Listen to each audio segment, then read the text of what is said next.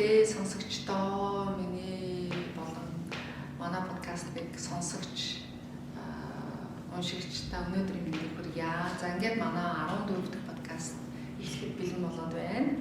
За манай подкастад өнөөдөр өргөдөж ирсэн зочин маань дахиад бижээ маань өргөдөж ирсэн. За манай бижээ бас өөрийгөө дахиад нэг танилцуулчаарай. Сайн байцгаана уу? Дахиад энэ подкаст зочноор ирсэн асуултагчдаа маш баярлалаа. Намайг бижээ гэдэг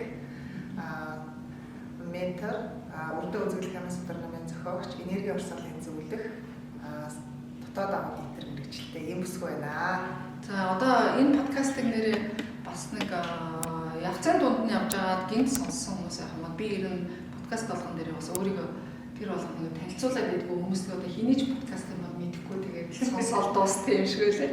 Гэхдээ бас тэр нь гоё хүн болгонд хүрчил хэвэл хамгийн гол нь энэ миний хийж байгаа энэ ажлын маань зорилго юм аа. Тэгээд намайг Баясгалан гэдэг би анагаахны доктор, их барих эмэгтэйчүүдийн эмч, клиникийн профессор хүн. За энэ их барихын салбартаа 25 жил ажиллаж байна. Одоо бол хувийн төрийн бас байгууллага Доулаа гэж төрийн бас байгууллага ажиллаж байгаа. Мөн дээр нь энэ ном орчуулах, ном зохиох, бичих энэ ажилдаа шамдан яваа нэг юм хүн байна. За өнөөдөр би бижээгээ дуудаж оролцох юм урилга тавьсан учир нь гэвэл манай бижээ бол бас маш мундаг ментор, дасгалжуулалттай акцент мундаг ментор хийдэг хүн. Өөрийнхөө манай бижээгийн ард бол маш олон сурагч ментор байдаг. Мөн өөрөө маш гоё номын зохиогч. Өнөөдөр бол энэ номынхын тухай яриулахаар би урьсан байгаа. За баярлалаа. Боломж олгосонд бас маш баярлалаа. За миний удаагаас урд үзэгдэл хямрал судар гэдэг ийм ном гаргасан. Тэгээд энэ ном маань одоо энэ бэлтгэгчийн хүчний хайрал гэдэг номыг авч ухаарах, унших, ойлгох энэ зүйлд маань энэ ном маань бас ингэ дэмжлэг болсон. Яагаад тэгэхээр хүн болгоно одоо үр хүүхдтэй бид нэр юу хэлдэг хэвээр вэ гэдэг асуудал нэг намар тавигддаг. Тэгэхээр энэ номоо зохиогдсон Түүхэ Баясгалан товчхон ирчмээр байна. Энэ номыг зохиогдсон Түүх юм бол манай аав одоо юу гэдэг гинт одоо дагалт болон болсон. Тэгээ ааваас үлдээсэн бид нарт ингэ бичээд үлдээсэн юм байдгүй байхгүй юу? Одоо хүүхдтэй ч гэдэг юм уу. Тэгээ аавыгаа ингээд тэр зүйлийг нь одоо бид нэр ингэ үлдээсэн тэр үед нь биччихсэн дэвтрээс ч юм уу хайдаг. Бид нэр нээж аваад хэдийн шиг аав ирнэ бичсэн бол гэдэг ч юм уу хайдаг. Тэгээ би сүүлд нэг аавгаа хандаа очиод нэг удмынхаа түүхийг судалж явж байгаа. Манай одоо бидний одоо өвөөдөө одоогийн хэлээр бид нар хөшөө авч ирж байна. Манай өвөөгийн тэтгэвртэй гарсан нэг тийм өргөдөл би олж уншсан. Тэгээд тэр өргөдлийг олж уншихаас гадна одоо манай өвөөгийн тэр тэтгэврийг манай аав аваад одоо хүмүүс нар ч авдаг ус тэр үед чинь тэгээ аавын гарын хэсэг зурагчсан байхгүй юу? Би тэрийг хараа үйлцсэн. Аюу гой санагдаж байгаа байхгүй ямар гоё юм бэ? Миний аав гэж чичдэг гэсэн юм ингээд аюу гой санагдчихсан.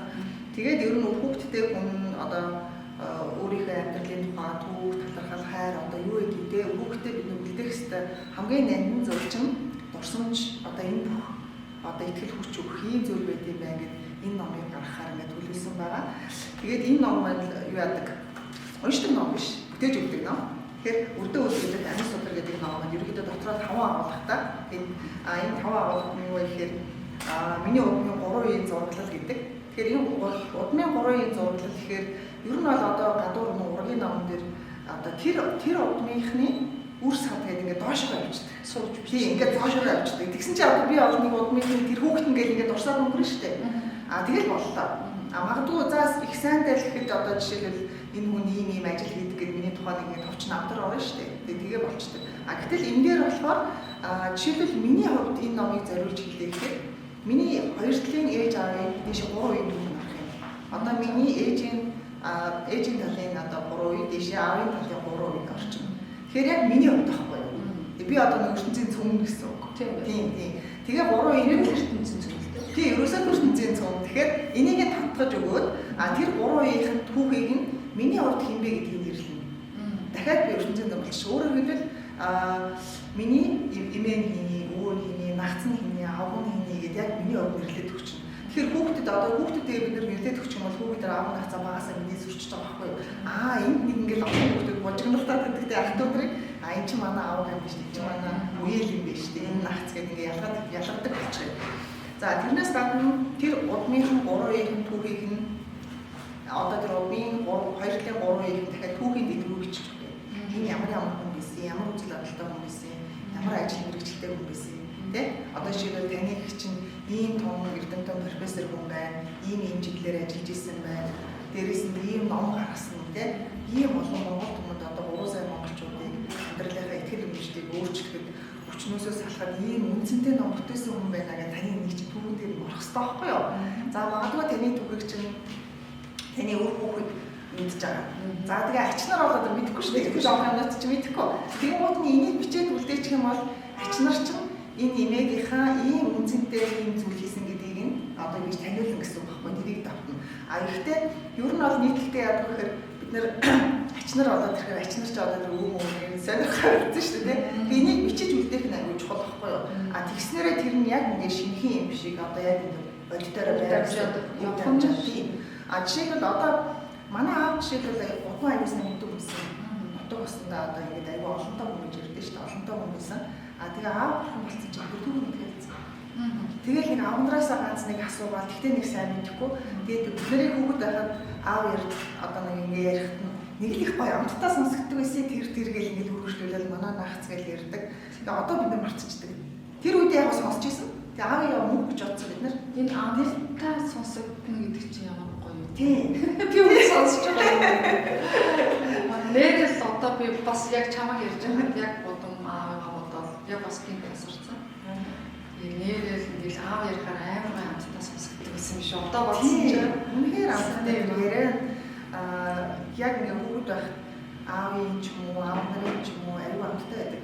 Тэрнээс гадна одоо ингээл цагаасаар болоод бид нар зовлогдсон шүү дээ. Хатуунараа зовлогдсон.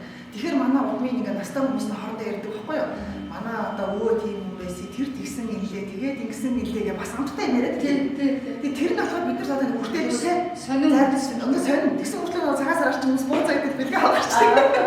Сонсоор байдаг байхгүй юу? Бидмээр байдаг. Тэгээд тэр хайр дуусчаад байдаг. Тэгээд тэр яриад байгаа зүйлийг бид нэр энэ дээр авч үзмээр байгаа байхгүй юу? Түүхийн ямар түүхтэй, миний өвөө ямар хүн байсан.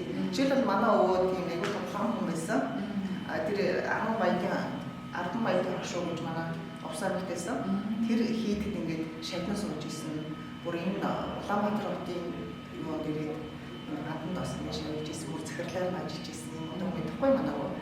Тэгээ энийг чинь одоо би нэг бүдэгхээр мэдээд байгаа. Би одоо бүр айхтар сайн бүр ингээд дэлгэрэнгүй бас сайн мэдгүй байгаа. Гэтэл миний хүүхдүүд бол огт мэдгүй.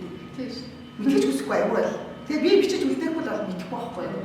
Тэгэхээр энэ нөгөө үн цэнтэй хүмүүсийн ажил амьдралдаа бүтээсэн нийгэмд оруулсан хувь нэмэр энэ зүйлийг үр ач нар бид мэдэх хэрэгтэй. Тийм. Тэгэхээр энэ дээр энэ түүхэн бичигдэж явдгийн. Тэгээд дараа нь үрдээ талархлаа гэдэг хэсэг ордог. Энийг хүмүүс гайхдаг. Бид нар одоо 91 дэвшээ нөгөө хүүхдэд талархан гэж юу гэдэг танаар үсгэснийг.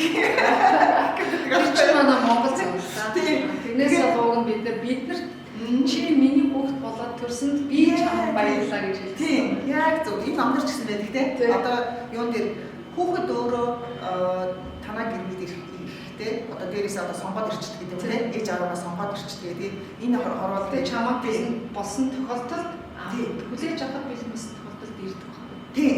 Тэгэхээр хүн бас нэг гэр бүл ч гэсэндээ живсэн болоход төлөвлөгээд миний ингээд одоо мэрэгчлэн авах ярьдаг юм тэр төлөвлөлт яах гэдэг юм. Яаггүй чи нэг зорилго тэр зорилгынхаа араас яваад төлөвлөөд алхам болгоноор өдөр болгоноор нь ажиллаад төлөвлөөд эхлэхээр тэр чинь чамд биелэлээ ирээд чамд асар их дофамин ялгараад тэрнтэй чамд асар их эстроген, прогестерон ялгараад живс болгох нөхцөл чинь бүрддэг юм аа гэх тайлбарч өгмөр их санагддаг байна. Зөв яг зөв. Тэгэхээр яг энэ чинь бас л энэ тэгээд биологийн талаас нь бол ингэж. Тийм. Тэгэхээр нөгөө хүүхдээ бид нар энэ хорвоод одоо ээж аваагаа сонгож ирсэн талархлаа гэж нөгөө хайрыг өгүүлнэ.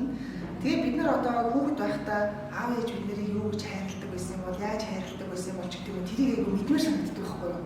Хүүхэд байхдаа яасан юм бол ч гэдэг ч юм уу. Ер нь аав ээж надад хайртай өгч юм уу зарим яриулах дуртай шүү. Яриулах өөрөө тухайн намайг ярьдаа. Тэгэхээр энэ дээр нөгөө ээж аавын тэр хайрын одоо нандин үеэж гэдэг юм уу жишээлбэл одоо залуу ээж аавд байлаа гэхэд яг тэр хүүхдийн хүлд орж байгаа тий баацганаад алхаж байгаа ч юм уу тэр хөөрхөн нандин үеийг юм бичээд ингээд тэр үеийнхаа нэг хүүхдүүд эрхлээд нэлээд хазаа ярьдаг шүү дээ ээж аав тэр үеийг нандинаар бичих юм бол тэр ирээдүйд тэр хүүхдийн тэрэн шиг үнцэнтэй зүйл байхгүй тэр өөрийгөө орж болохгүй. За тэгээд энэ талархал хэсэг дээр нь тэр бүх хайрын талархлын нандин өгөөдөө ингэж бичиж үлдээх юм.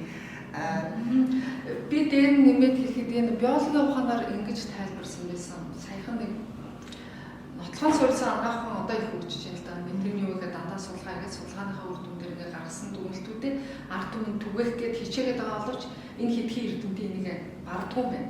Энийг нь бол уг нь бид нар эмч нар одоо жирийн уншигч ч гэсэн тэрийг ойлгоод ард түмэн түгээж явах хэрэгтэй юм нэг байгаад байгаа байхгүй. Тэгэл энэ өөр удамдаа ингэж үлдээх гэдэг тухайн сая ярьж байхад би юу санжээснаа мартцсан. Санжээснаа яг мартцсан. Яг нөгөө зэрэг айгаа олон юм санаа орж ирсэн ээ. Гяс гараа явуулчлаа. Яг би талархал хэлэх гээд байгаа шүү дээ хүүхдтэй. За чи ярьж байгаа. Тэгээ санаа санахаар зогсоогоор байгаа. За яа шүү яриаш магадгүй шүү. За тэгээ хүүхдэд талархтаа илэрхийлэх нэ. Яагаад тэгэхээр хүүхэд гэдэг чинь ирээдүйд бид нар нас өндөр боллоо. Бид нар те 30 нас магадгүй 20 нас хүртэл тэр нэг ач холбогдол өгөхгүй. 30 насн дээр эргэж харж эхэлнэ. 40 насн дээр уйлж гарна. 50 наснд угаарч гарна гэдэг шиг те. Тэр бүр одоо ингээд жил ирэх тусам тэр бидний ээж аав бичиж үлдээсэн зүйл үн цэнэ нэмэх байхгүй юу? Тэгэхээр ийм зүйлийг үлдээх дадлыг Монгол түмэндээ одоо нэвтрүүлчих байг хүсдэг байхгүй юу? Яагаад тэгэхээр ээж ааваасаа тэр ганц за энэ бүр ном бүтээж өгөх гэж байна. Гэтэл ээж ааваасаа ганцхан үг хүлээж идэх хүмүүс маш их байдаг. Тийм шүү дээ. Тийм бүр ганцхан сэтгэлийн нэг л үгийг нэг л тэрвэрлтийг тэгээ сонсч чадаагүй дээрээ дараа насаараа хавсан хүмүүс байдаг. Заримдаа ээж аауд хажууд нь байгаа мөртлөө аав ээж нь байгаа мөртлөө хүүхдэд ээж хөндий өсгөх хүмүүс байдаг. Тэ за ингэ байж идэг. Тэгээ хүүхд нь болохоор ааваараа ээжээрээ тэрвэрлэмээр байдаг. Хайрлуулмаар байдаг. Гоё үг сонсмоор дэмжүүлмээр хилтгүй юм. Тэгэхээр энэ зуршлыг болоод энд чинь энд нэг хайр услагдах гэдэг энэ Монгол ургаад яг жоохон тусаач үлээ тэр урах гэдэг байхгүй юу. Тэгэхээр тэр зүйлийг ингээ Монгол хүмүүс гаргаад өгөөсөө энэний ач тусыг ирээдүйд үр хүүхдэд хүртэн. Үр хүүхд нь асар унтыг хүртэн. Хүүхдүүд яагаад энэс болоод стресстэй гэдэг вэ? Яг ээж аавын хайр дутснаас биш. Тэд нар өөрөөрөө л чаддгаараа мэдгээрээ л хайрлаж байгаа. Тэд нар юу хүсдэг вэ? Тэдрийг жоохон ч гэсэн үр хүүхдээ өнөөдөр сайн байсныхын төлөө чи өнөөдөр мундаг байсан шүү. Чи бусдаас ерөөс бусдаа харьцуулах. Чи өөртөө хамгийн сайнаар хийсэн шүү өнөөдөр. Ингээд магтаад ахаар тэр хүүхэд нөгөө асар их тэр нийгмийн нөлөөд юм байгаад байгаа байхгүй. Тэгээд нөгөө гэр бүлээ аав ээжээ ах дүүгээ найз нөхд нь өөрийг магтахаар тэр хүн тэндээс маш их мотивац авдаг. Стресс арилах болсныг харгана. Үнэн шалтгаан болдог. Гэсэн шалтгаан бас юм болоо тийм. Хэрвээ нийгэм дэмжихгүй. Одоо би нэг өмнөх дугаар дээр ярьжсэн нөгөө гадуурхагдаад сошиалаар дарамтлуулаад ингэсэн энэ бол намайг асар их ганцаардал болсон юм байна. Энэ ганцаардал өөрөө стресс үүсгэж байгаа. Энэ стрессээс үүдэлтэй тэр хүний өвчнүүд үүсэж эхэлж байгаа. Тэгээ би ярьжсэн ч тархсан, цэсний хаалгаанд орсон, дараа нь зүрх бас өвдсөн, тэгээд өвдөгч эхэлсэн. Тэр болгоныхоо дараа нь би яаж даван туусан гэхээр ер нь стрессийг дотгошоо хөрөнгөлүүлээд ингээд холтоо идээд байх хэрэггүй. Яг гадагшлуулах хэрэгтэй. Ямар аргаар уу гэдэг би аягүй сонин аргатай юм билээ. Ууртаа стресстэй үед ерөөсөө учиргүй л ингээд таалцсан болгоно угаагаа цэвэрлээд харчаад байдаг. Гаргаж штэ тэр чинь. Айгүй мундаг гаргаж байгаа. Тийм ээ. Өөр юм дээ. Айгүй бүтээлч. Тийм ээ. Гаргаад байгаа байхгүй. Эсвэл номоо уншаад орчуулад ингээд бичээд суучдаг гэсэн. Эсвэл тэгээд ингээд бичхийн нэг өөр юу гэдгийг тэгээд юм хийж сурдаг. Тэгээд стрессээ гаргадаг гэсэн. Тэгэхээр энэ нийгмийн хүчин зүйл хүүхдийн ганцаардал гэдэг юм чинь асар их амьдралын дараагийнхын замд нь ганцаардал үүсгэдэг, стресс үүсгэдэг, травм үүсгэдэг юм билээ. Тэгэхээр энэ чиний яг номыг тухай ярьж байхад үнэхээр ямар гэр бүл болгонд хэрэгтэй ном бүтээсэн бэ гэж бахарх. Сайн л да. Тэгээд ер нь хүүхэд байхдаа хүн янз бүрийн одоо буруу ойлголт, стресс юм аюул гэдэг юм билээ. Ер нь нөгөө дийлэнх хүний нэг стресс ч юм уу травм гэдэг чинь хүүхэд насндаа үүсчтэй. За тэр нь болохоор заавал нөгөө хүүхдийг зодсон, цогсон гэдэг асуудал биш. Зүгээр нэг санаанд хүүхэлсэн, эцэгтэй хэлсэн үг байж болно. Үгүй бол буруу ойлгоцсон ойлголтууд маш их байдаг. Тэгээд ээж аав нэгсний буруу ойлгоо, буруу орчуулаад гэж ярьдаг. Буруу ойлгоцсон тийм ойлголтууд байдаг учраас насанд хүрсэн хүн бол тэр сэтгэл зүйн тараамыг өөрөө имжлэх хариуцлагыг өөртөө өгөх ёстой. Насанд хүрсэн бол яг хүүхэд бол хүүхэд дээр бол тэрийг ээж аав нь хариуцсан явчихна. Насанд хүрсэн бол хүн өөрөө хариуцлага өгөх ёстой. Тэгэхээр нийгэмдээ бас ер нь нийтлэг яадаг вэ гэхээр хүмүүс насанд хүрсэн хүртлээр нөгөө нэг гомдлоо яриад яваад байдаг байхгүй юу? Тэгэхээр тэр өстэй буруутгах тийм өстэй буруутгаад ингээд тийх тусам тэр хүн чинь та өөрөө улам ингээд шаналаад улам өвчин үсээд ч юм уу тий улам сэтгэл зүйн өөрийн идэл байгаа байхгүй юу? Тэгэхээр наад идэх юм бол стоп гэж зогсоож байгаа. Чигээ зогсоож байгаа юм байна гэдэг. Би нөгөө бага насны травмыг хүмүүс ерөөсөө тийм оошоогүй. Тэгэхээр хүн бол өөрийнхөө бага наснд тохиолдсон 1-2 хоног травмыг аягүй сайн сандаг шүү дээ. Би бол нэг травмыг аяар сандаг байхгүй юу? Тэгээд тэр травмаас хизээ гарсан байггүй би сая тэр нийгмээр гадуурхагдаж ганцаардах үедээ баг тэр травмаас зэрэг гарсан. Тэр ямар травм байсан бол ерөөсөө миний нөгөө гадаад юм үзэмж байдалтай холбоотой травм. Би өнгөр автаа. Одоо би янз бүрийн ярьдгуу түүхээ ингээ зарим нэг подкаст дээр гинт хүмүүсийг яг би энэ түүх яриад байгаа чинь хүмүүс энэ түүх ингээд энэ хүн чи ийм түүхтэй байсан юм а гэхээр тэр түүхээ буцаага тэр стрессээс яаж гарах вэ өөрийгөө яаж аврах вэ тэр тухайл ярих гэдэг учраас би ингээд түүх яриад хүнд илүү хоногшдог байна. Тэгээд би өнгөр автаа байсан. Тэгээд манай ээж аваа хоёр салаад манай ээж Монгол хүнтэй суугаад тэгээд Монгол хүнтэй амьдарч ирсэн. Тэр үед нь би дөнгөж 4-5 настай би санаад байгааг бодвол 5-6 настай байсан байхгүй. Тэгээд хүүхдүүдийн хамгийн санах эцээхэн дээд үеийн 5-6 нас хүртэлээ сандаг. Бүр бага бол юм сандгүй нэг 4-5-6 насныхаа үеийг байгааг санаад байдаг. Тэгэхэд би юу сандгүй гэхээр манай хойд аав бол дипломат ажилтан гэсэн. Тэгээд хамгийн гол нь өөрөө гадаад царайтай хүүхдтэй. Тэгээд дипломатууд тэр үеийн нийгэм ямар байсныг одоо ч төсөөлж.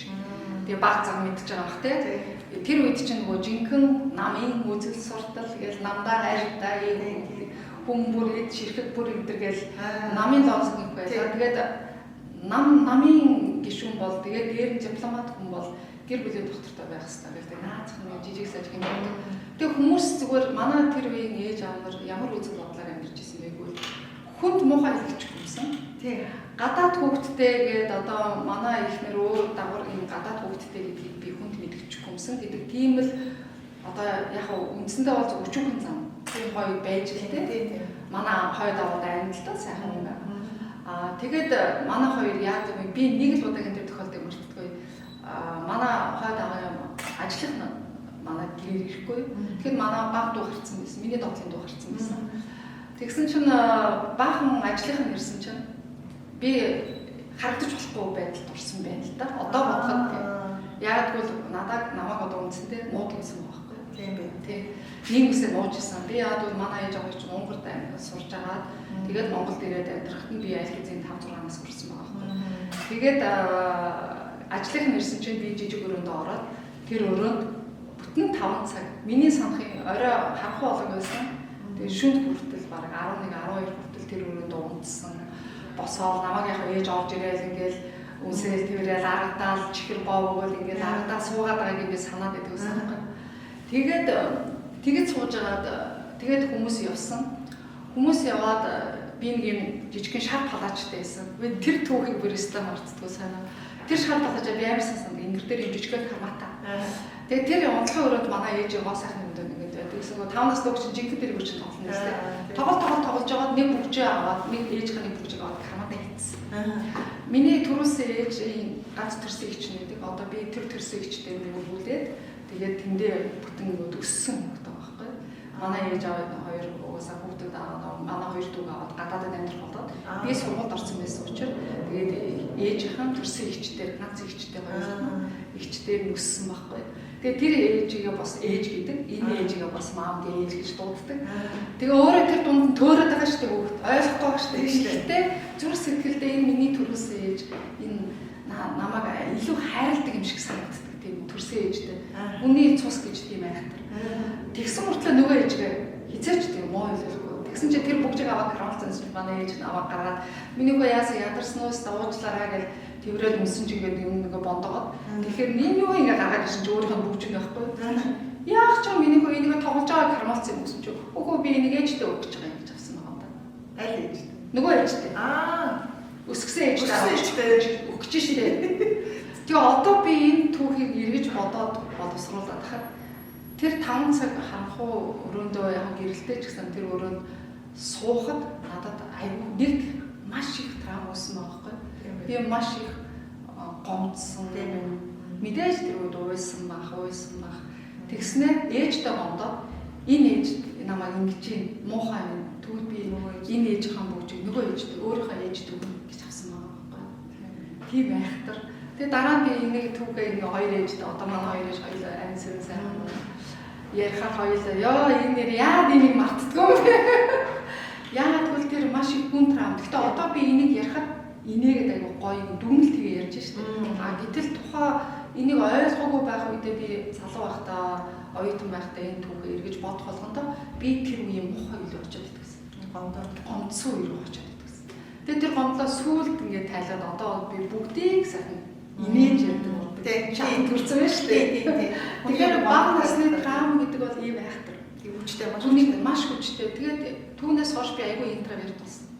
Би ер нь интроверт хүүхдээсэн. Ер нь гадагшаа хүнтэй нэг ярьдаггүй, нэг өөрийгөө дийлэгдэхгүй, нэг харьцдаггүй, олон найзгүй нэг тийм л дотгошоо хүүхдээсэн. Гэхдээ хизээ задарсан байгүй би ангаах төгсөөд олон хүнтэй хамт олонд ажилд ороод би хамаагүй өөрчлөгдсөн. Жинхэнэ чанар надад. Жинхэнэ чанараа удаагаас чи өөрийгөө травма идгээд тийм амжилттай байна. Тэр үед би тэгээд нийгэм бол ийм тэр тийм сүлдэж бич бүр түүхээч хүртэл авцсан бол тэр яасан одоо шинэ нэгдэг байхгүй би энэ номыг хүмүүст ингээд танилцуулаад ихээр зарим хүмүүс яг үнэхээр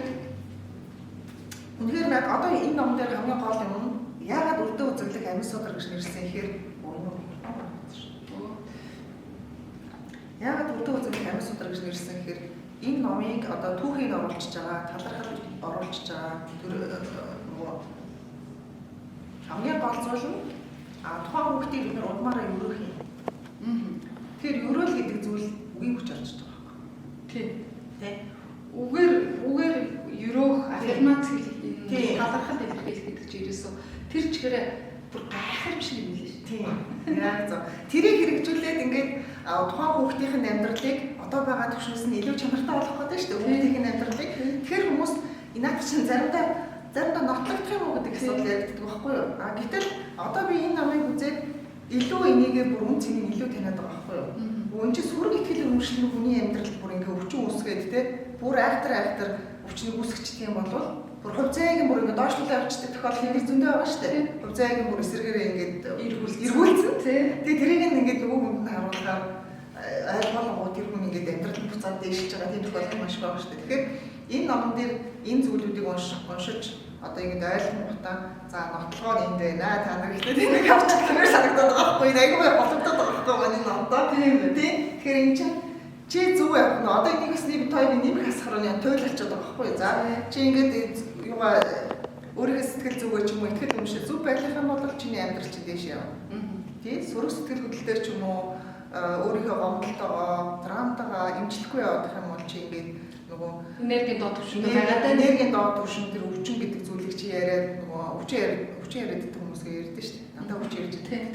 Тэр хүн чинь ерөөсөө л доод түвшинд байгаа гэсэн үг. Тэгэхээр энэ хариуцлагыг тухайн хүн өөрөө бас хүлээх хэрэгтэй. Тий. Энд ийм болохгүй байгаа мэнэ. Миний амьдрал энэ чинь зөвхөн өвчнийх биш тий. Өөртөө ингээд маш сонирхолтой юм байгаа байхгүй юу? Тий. Одоо ингээд юу гэдгийг энэ дэр уншсан жишээнүүдийг бүгдийг ярихаар санаад авахгүй байна яг шууд ярих. Гэхдээ амьдралын болохгүй байгаа зүйлүүд чинь чиний нэг зүү тогтол яваад байгаа. Чи аавгаа юу гэж үзээд байна ч гэдэм үү те? Чи ээжигээ юу гэж үздэг байсан? Тэндээс чиний амьдралын эрэгтэй хүнийг үзэх үзэл, эмэгтэй хүнийг үзэх үзэл ч гэдэм үү? Энэ бүх зүйл чинь ингээд тогтсон. Тэгэхээр чи хүнд нэгэснээ чи нөгөө бодлын үр дүнгээр бас нөгөө бодлын хүч гэдэг чинь гарч ирээд байгаа байхгүй юу? Чи юу бодож тэр зүйл чамд татагдана. Тэгээ чи өөрөө нэг таагүй бодолтой ч юм уу те? Нэг бол нэг манай аав архиудаг байсан юм аа гэдэг аавгаа үзэн ядлагч байсан юм уу? Нэг бол манай ээж айгүй ааштай байсан гэдэг ээжигээ хүлээн зөвшөөрдөг байх юм бол тэр зүйл чамд татагдана. Тэгээ чи хүнтэй суул яах нь вэ? Нөгөө нөгөө архичин нөхөртэй болно ч гэдэг юм уу те ааштай их нартай болно ч гэдэг юм уу яг энэ давтамж ингээд давтагдаа яваад нөгөө таталцлын хуулиар ажиллаж байна гэсэн. Тэр таталцлын хууль ажиллаж байгаа жишээг энэ дээр бүр боддоор жишээгээр гаргаад өгсөн байдаг учраас энэ зүгээр ерөөсөн нөгөө ойлгох юм хэлбэр Аюу хэлбэр. Аюу Тэр бич ойлгох нөгөө бичиглэл нь ямар байсан бэ? Би орчуулгын чанарыг яг хэдэн хүнээс сонссон. Ойлгомжтой энгийн байсан гэдэг чийсэн. Чамд ямар бэ? Энд чинь надад аюу амархан байгаа байхгүй юу? Яг нэг онлайн номуудыг уншихаар хүнийг залхацдаг байхгүй юу? Явж ирсэн ойлгохоо гэдэг аюу анхаарал төвлөрөх шаардлагатай. Гэтэл би ингэж ярьдаг. Хичээлээ хийж байгаа ч юм машинлынхаас авсараад 10 минут ингээд нэг төгөөш гэлээстэй. Өөрийнхөө амьдралаа юм болж байгаа байхгүй юу? Эрика. Бусдын юм хамаагүй заяа. Бусдын амьдрал хамаагүй. Өөрийнхөө амьдрал дээр хүн алдаануудаа олоо харчихаар ямар баян бэ гэх. Тэгэнгүүт хүний нөгөө мэдрэмжийг ойлгонгууд энэ биднэрт анзаарахдаггүй мөртлөө энэ дотор байгаа тэр хүчингийн зангирлууд ингээд сулраад ямарлын горонд ингээд оронгууд тэр тухайн сэтгэл зүг хариуцсан эргэтэн маань эрүүл болдог. Тэгэхээр энэ дээр чинь ингээд авчихсан булчин сундраад судсан хичээлэн сайжраад хүн өөрийгөө эдгэх чадтай хүний дархлаа ажиллаж яг зөв. Тийм чи юм хэлж штэ. Хүний сэтгэл зүйн төлөв байдал бүхэн тухайн эдгэрхтэнтэй холбоотой байдаг. Нэг хариуцсан эдгэрхтэнтэй. Тэгээд жишээний хариуцсан төв эргэтэн тархинд байдаг. Тийм. Тэгэнгүүт би одоо жишээлбэл юу гэдгийг зэмлэл гэж бичсэн байна л да. Хүний хин нэг зэмлэлээ тахын бол тэр эргэтэнтэй холбоотой. За тэгээд одоо энэ дэр шийдвэр шүүгдэхгүй бол бүх шүүгдэн гэж байгаа байхгүй. Хүний шүүгдэг хүмүүс одоо маш их байдаг. Буцаад өөрөө тэгэхээр өөрөө буцаага шүүгдэг үе энерги таталцлын байдлаар өөрөө чи шүүгдэн. Нөгөө талаараа энэ хүний шүүгдэх юм чинь эрүүл мэнд чинь үлээл. Энэ зэмлэл гэдгээр мэдрэмжийг сэтгэл хөдлөлийг хариуцдаг эргэтэн чинь гэмтэн гэсэн үг байхгүй юу? Тэгээд ботхоор үнэхээр гайхалтай. Энийг ийм юм билээ. Миний анзаарснаар нэгдүгээр бот дээр бүх хүний сэтгэл хөдлөл байдаг. Бүх мэдрэмжүүд. Тэр сүрэг мэдрэмжүүд ямар эргэтнэлөө, ямар өвчин үүсгдэг гэдэг нэгдүгээр бот дээр байдаг. Гэтэл хоёрдугаар бот дээр болохоор эсрэгээрээ нөгөө өвчнүүд нь байдаг.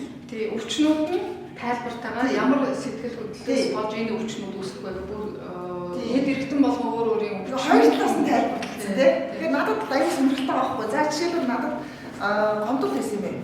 За гомдлоо очоод гомдол чинь тийм өвчний, тийм эргэтний чинь гинтээд ингэсэн.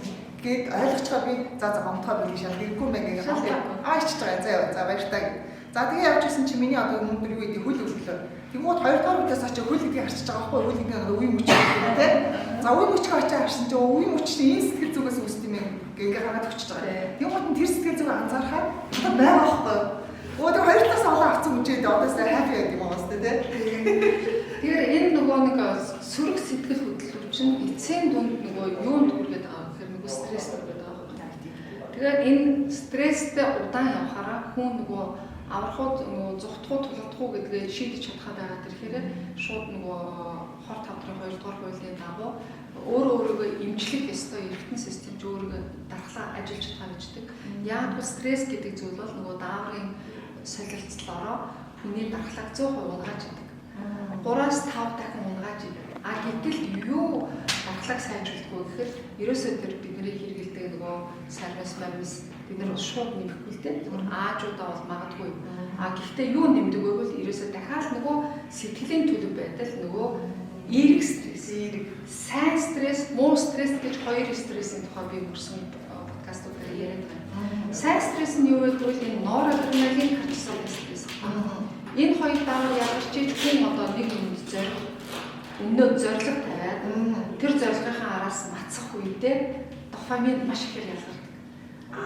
Тэр зорилготой хүрэнгүүтээ маш их дофаминтай чинь зэрэгтэй дофаминоос норадреналин гэдэг даавар үүсдэг байхгүй. Энэ хоёр нийлээд хүний мотивацийн дааврууд, энэ хоёр хүний ад жаргалын дааврууд, хүний нөгөө нэг бүр мэдрэмжийг 100% өсгдөг ад жаргалтай болгодог дааврууд байна. Тэгэхээр ийм стресст орох нь сайн гэж. Энэ стресс хязээ орох вэ гэвэл бид нар зөвхөн зорилго тавиад одоо би нэг өнгөрсөн подкастуудаар ярьж ирсэн. Одоо ой дотор алхаж байгаад модны ард нэг амтэн сүтгэнээд байгааг харж өгдөө хүн ирсэн аюулыг шийдэх арга хэмжээгээ тэрхүү хооронд хүний тарих 1100 долларын 1 секундын 1000 долларын хурдтайгаар шийдвэр гаргаж чаддаг тийм маш амар хүний тарих гэдэг юм. Хүний тархины магнит соронзон долгионы энергийг дэлгэх юм бол ороод ирэх юм бол нэг байр өрөөнд ороод ирэхэд 3 метрийн цацрагаар тэр хүний долгио цацарч идэг. Тэр хүний энерги цацарч идэг. Тэгэхээр хүний энэ тарих гэдэг бол тийм агуулгатай. Гэтэл бид нар энэ тарихаа буруу ашиглаад байна л гэсэн. Тэгээд зорилго тавиад түрүүний хэлсэн шиг чоныг харлаа. Чоноос зүхтах шийдлээ тархиндаа шууд план буюу төлөвлөгөө босгох юм шүү дээ. За энэ хөө зүхтах уу, гүөх үү, зүхтал баригдана. Гүүл хайчих үлээ. За ийш ус байна, ус байхгүй, ус руу чон орвол орно. Тэгвэл явбал энэ өндөр мод, энэ өндөр мод руу би авирч чадах юм байна. Чон авирч чадах юм байна. За мод руу авирлаа, дээр нь гарлаа, авч яралтай энийгээ дээрээс нь харлаа, би аврагдсан. Ингэнгууд нор адреналин дофамин хоёр зэрэг ялгараад тэр хүний шийдвэртэй хүрсэн, зорилготой хүрчихсэн төлөвлөгөө биелсэн учраас маш их аж аргалыг мэдэрдэг. Тэгэнгүүт нөгөө адреналин кортизол эдэр чинь тэр чигээрээ нөгөө үйлдэлт нь энерги зарцуулалт нь тэтгэрийг шатаагаар зарцуулчихдаг байна. Нөгөө их ялгарсан сахар, глюкоз маш их ялгардаг адреналин кортизолтой хамт. Тэд нар бүгд шатаад тэгээд хүний бие ирүүлжээ. Үндсэндээ бол богино хугацааны стресс бол хүнд ашигтай. Урт хугацааны стресс бол ерөөсөө психосоматик үйлчлэл буюу энэ номны 2 дугаар байтын яриад байгаа хүний тарих биеэсээ хизээж салганд байдаггүй. Хүний тарих бие удирж идэг. Тарих сайн бодвол бие ирүүлэн тарих муу юм бодвол бие өвчтэй байна гэдгийг энгийн үгээр хэлбэл энэ психосоматик шинжилгээ ухааны тайлбарлаад байгаа байхгүй. Тэгэхээр энийг л бид нар бие ойлгох гал ингээд хэдэн талаас нь стресстэйчлийн холбоод энэ эцсийн дүнд бол амьдрал юу юм бэ гэхээр стресс аж аргал хоёр дээр л ингээд бинслэгдээд байна. Яг зөв. Тийм. Стресс гэдэг чинь утсан дээр явдаг шиг тийм. Утсан дээр явдаг шиг. Энэ алж байгаа. Аж аргалтай байх юм бол чи гоё юм бод, сайн юм бод. Тэгээд аж аргалгүй стресстэй байх юм бол өчигдрийнхээ стрессийг өглөөс ирээд бодоод маргааш лугаа аваачаал байх юм бол тэгээд маргаашийн стресс чинь чиний тавилт зурагдцаа гэсэн үг. Яг зөв. Тэгээд хүмүүс ингэж ярьдаг шүү дээ. За миний карма юм билгүү дээ. Миний хувь тавилт энэ юм билгүү дээ гэж ярьдаг байхгүй. Яагаад гэхээр манай удамд тийм өвчтэй байсан, ийм ад жаргалгүй байсан, ийм ихнэр нөхөргүй байсан, ийм үр хүүхэд нь бүтдэггүй байсан, хүүхдүүд нь ингээд хэрэгт үгт ордог амьдрал нь иймэрхүү байсан. Би ч гэсэн адилхан юм шиг байна. Тэрийг үргэлж санаа зовоод үргэлж бодоод байдаг. Яг бол тэр хүмүүсийн амьдралыг өөрийнхөө амьдралд авчраа. Тэгэхээр ер нь юу бодож санаа тэр болгон чинь 100% бэлдэх юм аа. Тийм саяны таны тэр зорилготой холбоод ярихад ер нь бол одоо нэг хүмүүстэй ажиллаж байхад ер нь зорилгогүй хүмүүс тодорхой зорилгогүй хүмүүс ер нь стресстэй байдаг тийм. Дээр үед ялангуяа Европт аюул цагаанууд амьдардаг гэсэн шүү дээ. Тэгээд одоо энэ нөгөө янз бүрийн эрдэмтдийн харьцуулсан л нэг тийм жишээ байгаа байхгүй. Цагаанууд ямар хүн дээр явж ичдэг гэж. Одоо чи боддоо одоо жишээлбэл нөгөө үзмэр ч юм уу эсвэл гадаа явж байгаа ялангуяа цагаанууд их үзээд үеийг хараад үеийг галгаад тэгээд гүйж идэж байсан шүү дээ. Одоо Монголч гэсэн тийм хүмүүс байдаг гэсэн. Тэр хүмүүс ямар хүнийг ойлгож ичдэг гэж. Чи юу ч бодож байгаа жишээлбэл зүгээр нэг хийц хүрэл явж байгаа хөдөлгөч чинь тийм шүү дээ. Хизээч за одоо эхнэрийн бич гэсэн цаас юм байна. За би дэлгүүрээр ийм авах гэж байгаа. За эсвэл би хүүхдээ очоод цэцэрлэг сургуулиас нь авах гэж байгаа. Яараа зоригтой тэмүүлэлтэй тийм яарад ажилдаа явж байгаа хүний царай бол хизээд амар зоригтой нүдэн хоос юм шиг тийм. Яг зөв тийм. Гэтэл зүгээр хийцгүүрээ өнөөдөр тийм ажилгүй. За хинтээ уулзаад нэг жоохон чалчаа сууж юм билээ. Хинтээ уулзвал надад одоо хоол аваад өгөх болж гэх юм уу те. Хинтээ уулзвал надад нэг хэдэн төгрөг зээлж хоол гэх. Ингээ хийцгүүрээ явж байгаа хүмүүсүүдийг цагаанууд олзолт юм. Тэгээд тэр хүмүүс тэр хүний нүднээс тэр хүмүүсээс энерги уншаад шүү дээ те. Хүний дүр хандлага юм. Тэрээс хүний дотор бодож байгаа бодолч хүний яг царайнд нугасаа хандлагаар гаргаж байгаа. Царай, нүдний өнгө, хүний биеийн хилэмж гэдэг бол асар хүчтэй юм байна байхгүй. Одоо би хүртэл те ингээд номоо барай сууж байгаа нэг мэдлэг би бүр байгаар ингээд өвдгөө ингээд чангарцсан сууж байгаа байхгүй. Тэр энэ юу илэрхийлж байгааг би сайн мэдэхгүй ч гэсэн би бол ерөнхийдөө энэ саналаас унчих үедээ гэж айгаад байж магадгүй нэ. Яг л өөрөө бас жоохон үл муутай юм байна. Эсвэл бас өөр юм байж магадгүй. Эсвэл би байж яснаа ингээд бүгдийгөө ингээд суучж байгаа байхгүй. Энэ олон чинь яг нөгөө нэг миний дотор байгаа энэ үүсэж байгаа юм уу одоо чивдэрийн дотор хүний тархинд дээр штэ нэг өдөрт бол 60-аас 70 мянган бодол ирүүлдэг юм. Тэр болгоныг барьж гүйцэж авах бид нар хизээж чадахгүй. Уг нь бол тэр болгоныг барьж гүйцэж аваад бясалгаас сууж чадах юм бол чи нөгөө нэг цоч цочрлын тарих буюу бидний гадаад орчныг аюултай аюулгүй дэнсэлж идэг тарих гэж байдаг. Рецикляр фармац гэж тарихны хэсэг гэдэг юм. Тэр тарих бол өстой байнгын ингэж ажиллаж байгаа. Одоо бид чип дээр ингээд байнгын бүтээр тэр тарих ингээд радар гэж байдаг шүү дээ. Нөгөө цаг агаарыг мэдэрдэг радар эргэж идэг. Яг тийм тарих байдаг. Тэр ирэхгүй дээ. Тэгэл мэдэрчээд одоо хаана юу хэлбэлцэж байна, одоо битэрийн харааны төвшөнд юу өөрчлөгдөж байна. Тэр гэрэл ингэж юм уу, тэнд хүн хөдөлж юм уу, тэнд хаалга онгооч уу гэж живдэр ингээд чагнаа те. Энд ус унчлаа да, за яачлаа да гэж би биенийхээ реакшныг хараад энэ болгонд чинь энэ тэр рецикляр фармац ажиллаж байгаа. Гэтэ энэ рецикляр фармац хизээ тайвширдаггүй гэхээр нөгөө стрессээс гарах нэг хэдхэн арга байгаа гэдэг. Тэрний нэг нь тайвшрах гэж урлаг гэдэг байгаа байхгүй. Тэр тайвширч чадна гэдэг бол хамгийн эхлээд бясалгал байгаад байгаа. Хоёр дахь нь бол хүн өөр аргаар тайвширдаг шүү дээ. Би одоо жишээлбэл нөгөө гэрээ цэвэрлэх тайвширдаг гэдэг шиг усанд хэвтээ тайвширдаг хүмүүс юм. Зүгээр айгүй гоё нөгөө 10 терапи хийгээд нөгөө өнөртүүлж гоё юмуд гэрээрээ нэг өнөртүүлээ тайвширдаг хүмүүс юм. Байгальтайгаа тайвширдаг. Тийм эсвэл байгальтайгаа зүгээр алхаа тайвширдаг хүмүүс юм. Эсвэл жимд очиж учиргүй хөлсөө гаргаад тайвширдаг хүмүүс юм. Энэ аргуудыг хийлээд байгаа байхгүй. Тэгэхээр бид нар ер нь энэ рецикляр фармацыг тайвшруулахын тулд тийм аргуудыг хамгийн ихний энгийн арга нь бол зүгээр цай уугаад бүх хүн аж аргал бүх бодлуудаа хаяад нэг шууртай зүгээр одоо жишээлбэл хүн ерөөсөө айгүй маш хурдан байдалд юм гипноз транс байдалд ордог юм байна л да. Бид нар тэрийг ерөөсөө мэддэггүй. Жишээлбэл би чамаасаа яриад хэлж байгаа манай аав ингээд гинт насарсан гэж ярьсан. Манай аав бас яг тэгсэн байхгүй.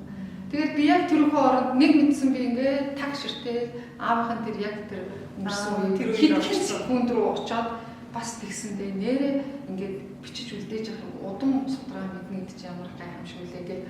Тэгээ бодож хэлж байгаа. Тэгэхэд би тэр хөө оронд транс байдалд ороод амьдралынхаа тэр акшн орж 12 жилийн 20 жилийн өмнөх рүү очоод буцаад ирлээ шүү дээ. Тэгэхээр хүн транс байдал тийм амгалан ордог байхгүй. Тэр үед хүн эзэж юуч боддгоо би хэний ч юуч ярьж байгааг сонсч чаддгүй. Чиний ярьж ирсэн гэсэн нэг үе 2-3 секундын бол өнгөрөөж байгаа юм тийм.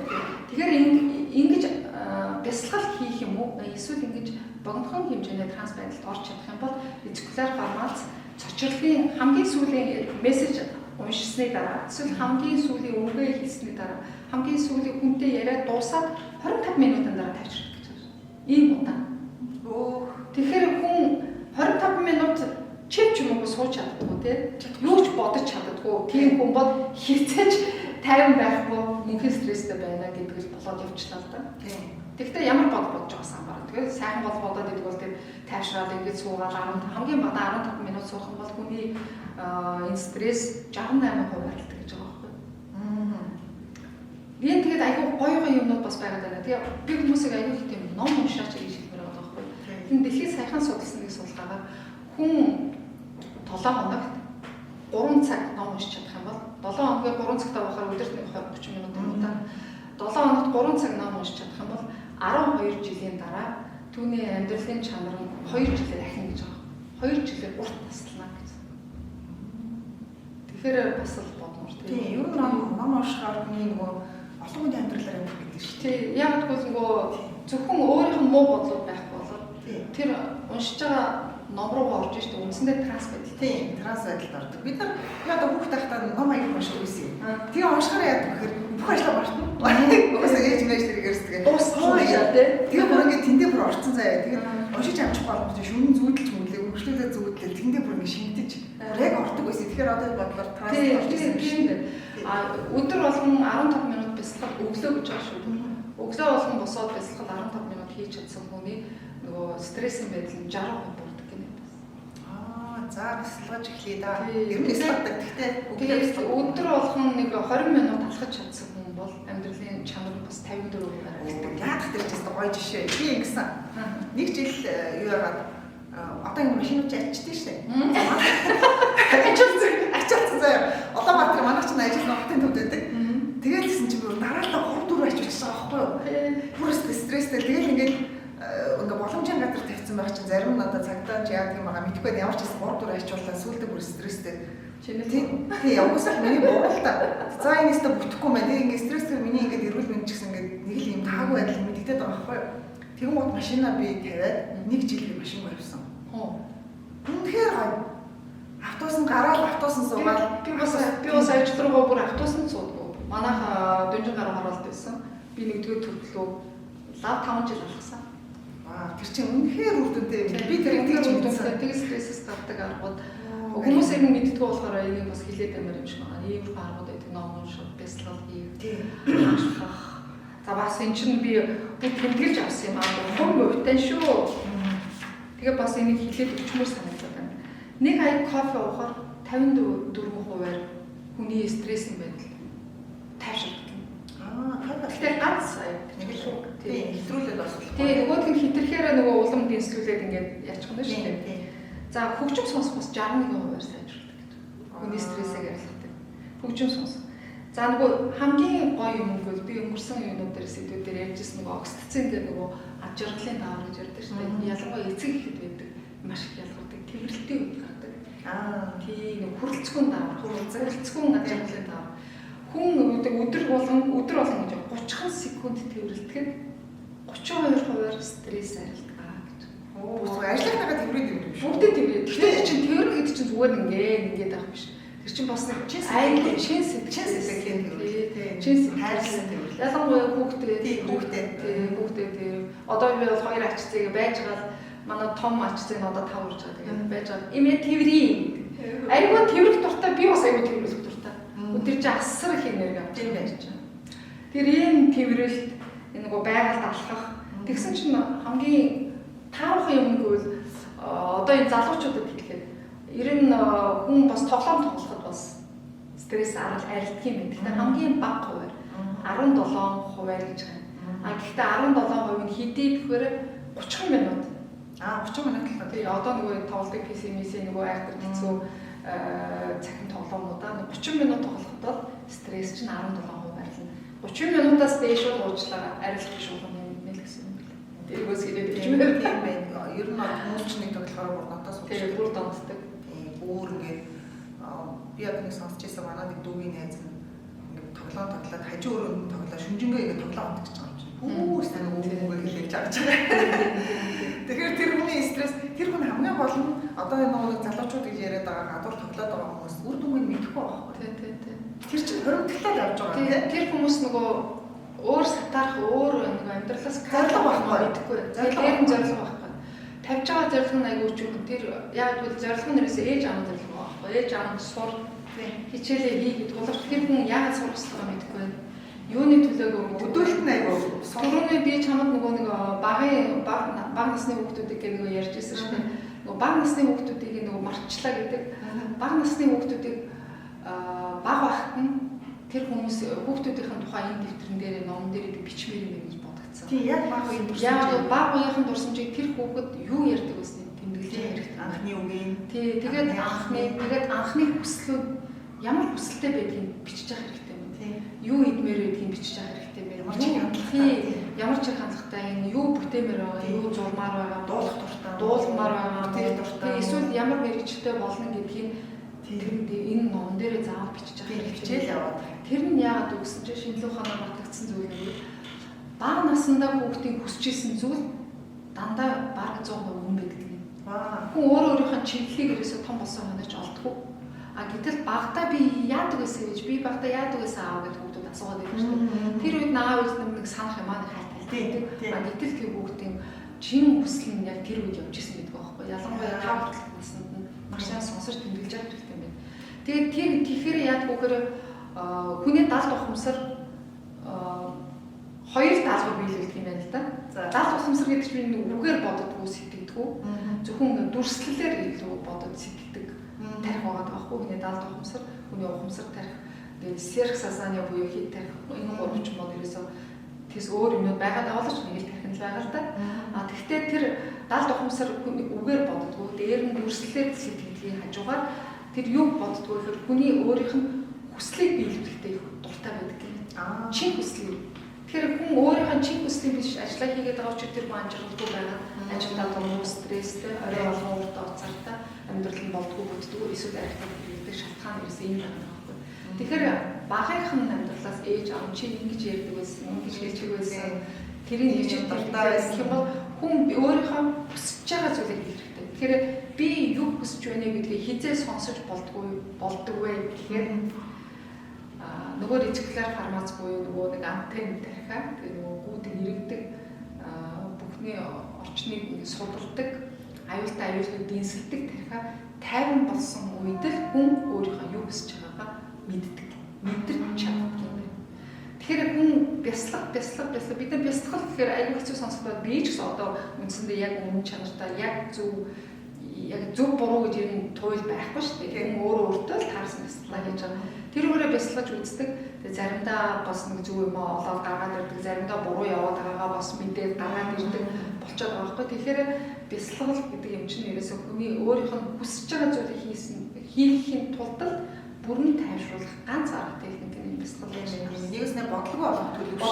Тэгээ бодлого болоод ирэхээр хүний өөрийнхөө дотоос хүсэж байгаа зүйлээ өөрөө бүрэн сонсч тийм бодлого төлөв дээр яг өөрийнх нь юм гардаг. Бодол нь одоо нийгмийн хэрэгэн тойрог. Тэгэхээр дард ухамсараа би дуртай дургу, ам нь ахгүй, тэгмээрээ нэгмээрээ гэдэг.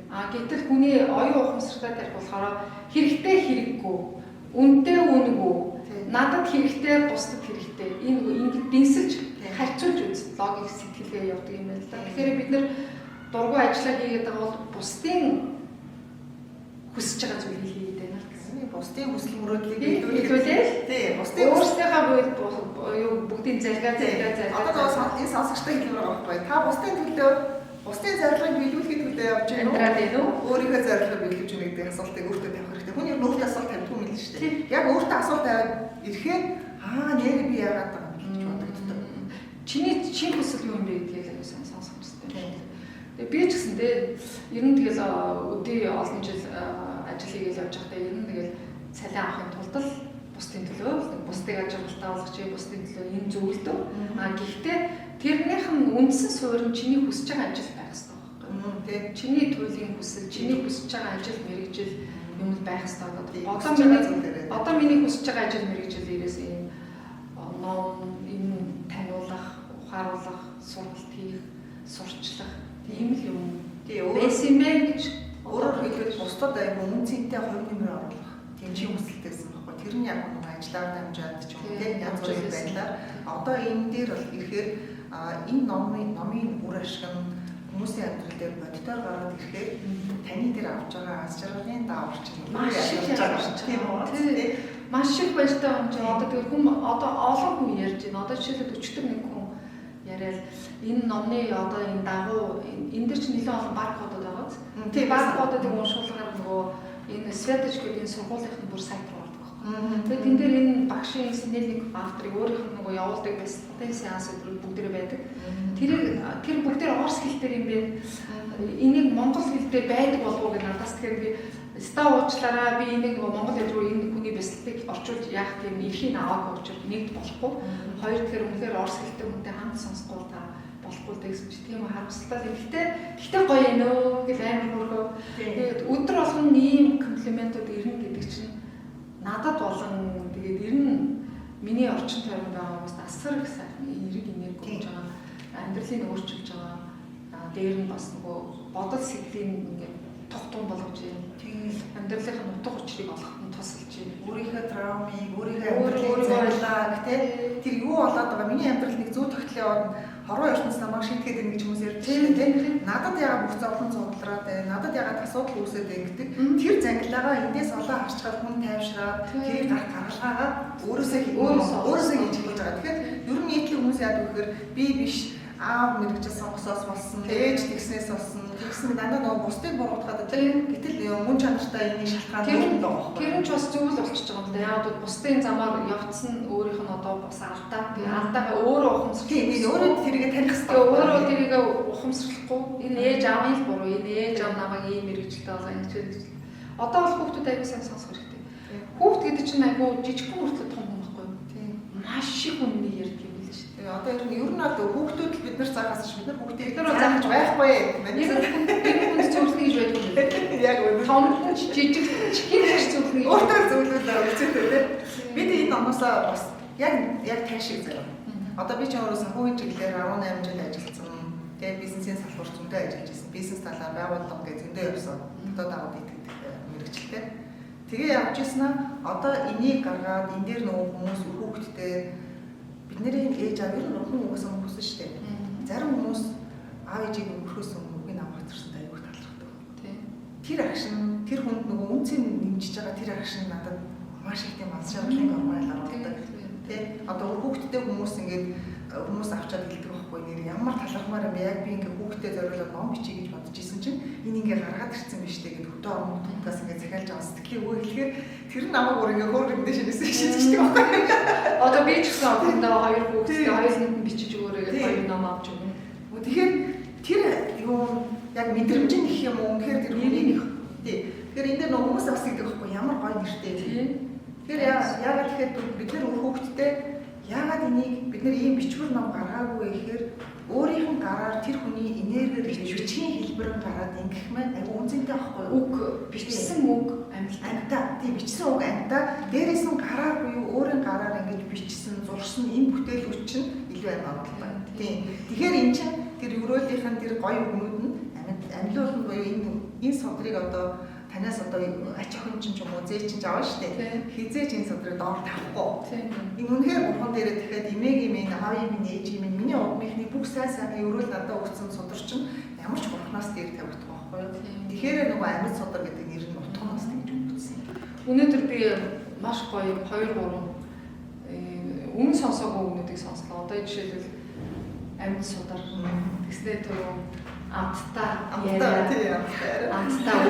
гэж бас л хүн чинь юм тэгээд ярьж чаддгүй юм л дээ. Тийм 100% бид нар чинь зөв ярьдаг юм байлээ.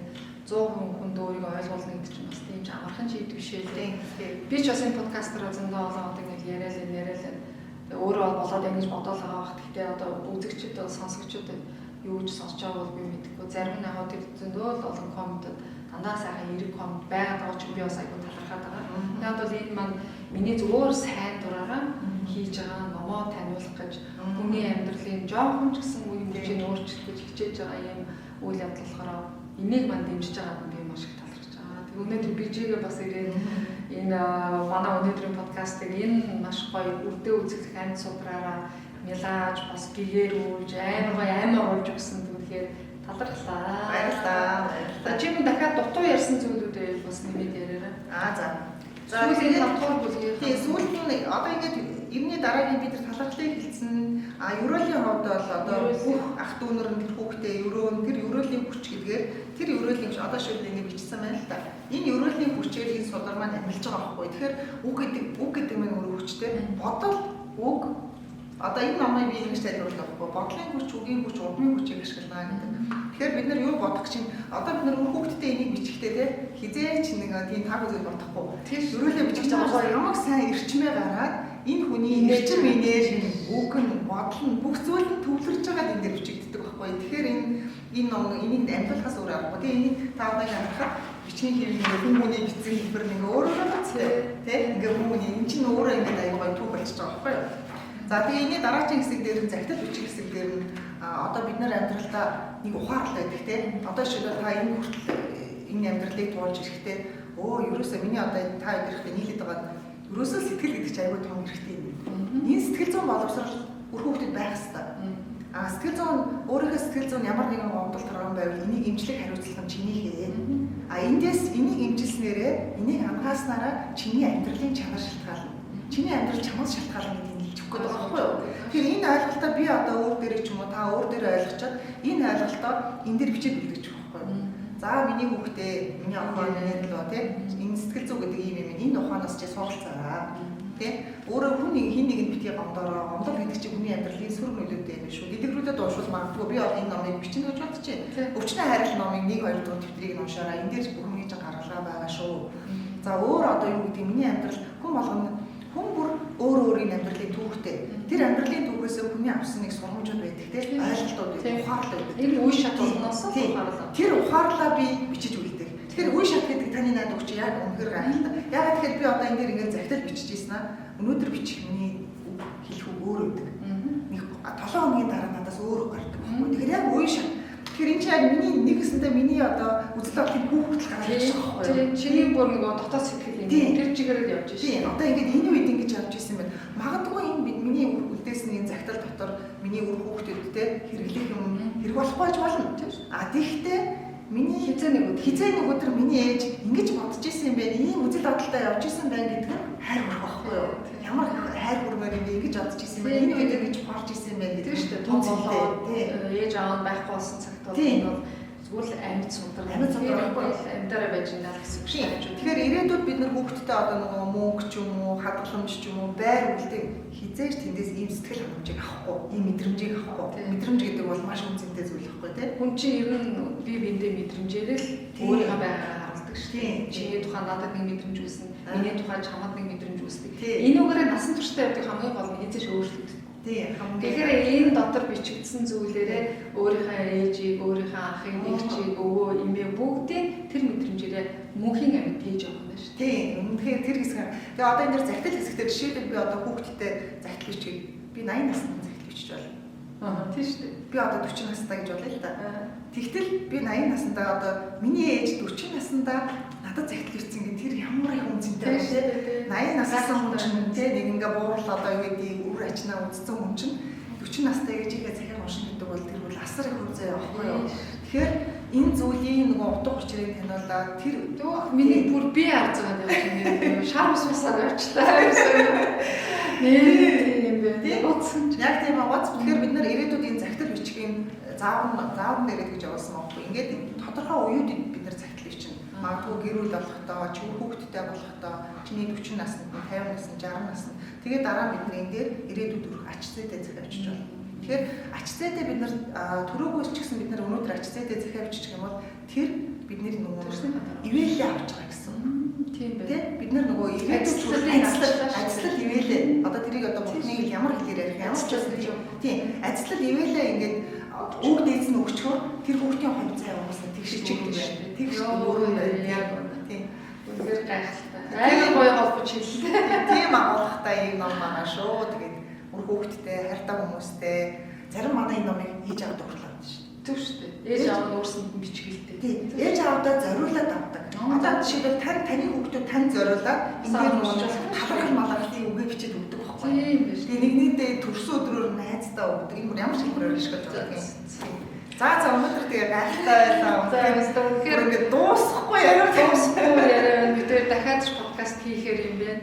Тэгээд bijээсээ зөндөө олон сайхан мэдээллүүдийг хуваалцаад энэ номнуудын энэ ном холбож байгаа учир нь байгаа биш. Ерөн зүгээр энэ байгалийн хуулийг бид тэр хідэн талаас нь нийлүүлээд нэг өнцөг дээр хүний сэтгэл амгалан бол хүний амьдрал амар амгалан хүн өөрөө тархиндаа аж аргалтай бодит ертөнцтэй ч гэсэн аж аргалтай гэдгийг батлах гэдэг юм шүү. Тэгээ өнөөдөр манай подкастыг сонссон та нартай маш их баярлалаа. Bijээдээ маш их баярлалаа. Баярлалаа.